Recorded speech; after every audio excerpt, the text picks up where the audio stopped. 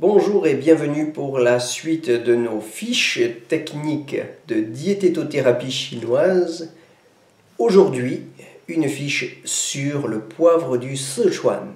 Pour ceux qui ne parlent pas chinois, le poivre du Sichuan, S-I-C-H-U-A-N, Huajiao ou Chuanjiao en chinois. Le Xanthoxylum bungaenum. Voilà, c'est un poivre très différent du poivre noir européen. Il ne fait d'ailleurs botaniquement pas du tout partie de la même famille.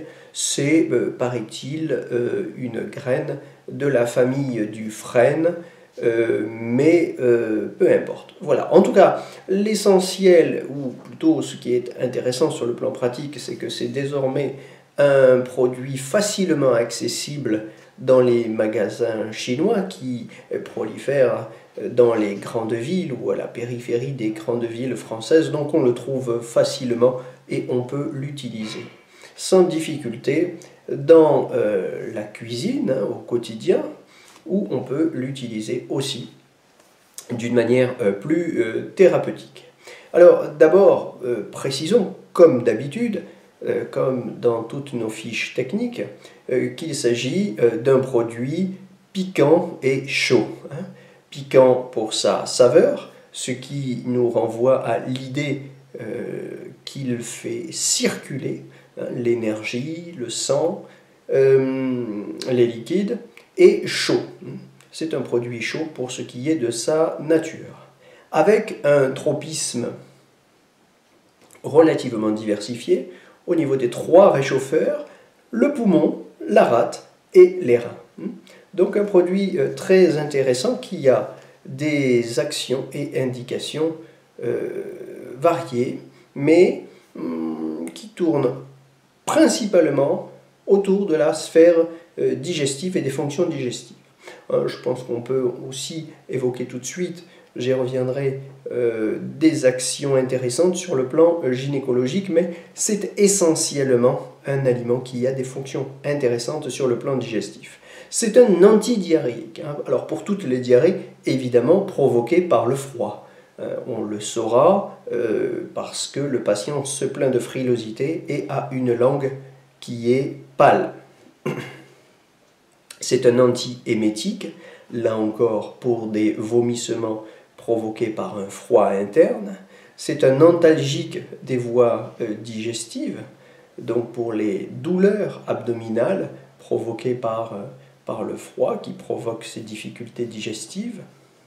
Il tiédit le centre, il réchauffe le yang de la rate, et il assèche l'humidité. Donc c'est très intéressant si on a un patient qui a une langue gonflée ou bien un enduit un peu humide, un patient qui a une langue assez insalivée, qui a des glaires, enfin qui a un certain nombre de symptômes qui renvoient à la présence, qui signalent la présence d'humidité dans le corps. C'est un apéritif intéressant. C'est un produit apéritif et digestif. Apéritif, ça signifie qu'il ouvre l'appétit. Donc pour tous les patients qui souffrent d'inappétence et de sel molle par vide de rate, par vide de yang de rate très précisément, c'est un produit qui sera indiqué dans ces cas-là.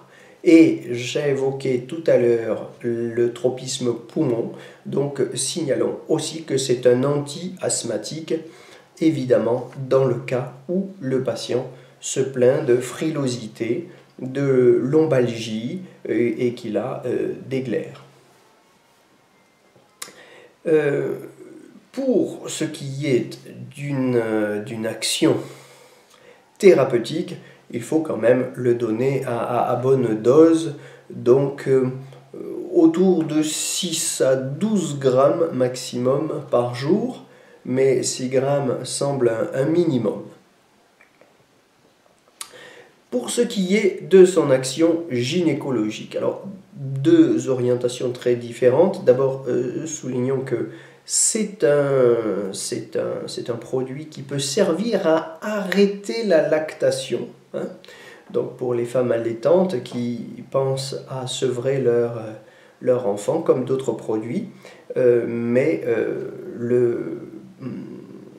le poivre du Sichuan est un produit facilement accessible qui peut servir dans cet objectif. À ce moment-là, on l'utilise à dose plus importante encore, on en prend 15 grammes qu'on réduit dans un demi-litre d'eau qu'on fait bouillir jusqu'à obtenir une infusion de 250 ml, une concentration de 250 ml, et là on a un produit qui arrête la lactation. C'est un produit qui est intéressant aussi en gynéco pour les dysménorrhées ou les aménorrhées, enfin disons tous les troubles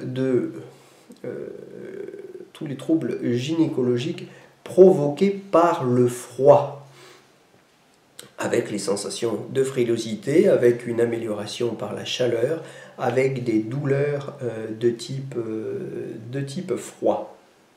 Voilà, alors évidemment, comme c'est un produit chaud, il est contre-indiqué pour tous les patients qui souffrent de chaleur vide, de vide de yin. Il est aussi contre-indiqué évidemment pour les patients souffrant de chaleur plénitude. Il faut faire très attention et ne pas en utiliser lorsqu'on souffre d'hémorroïdes et comme je l'évoquais à l'instant, à cause de son effet sur la lactation, et bien évidemment il est contre-indiqué pour les femmes allaitantes.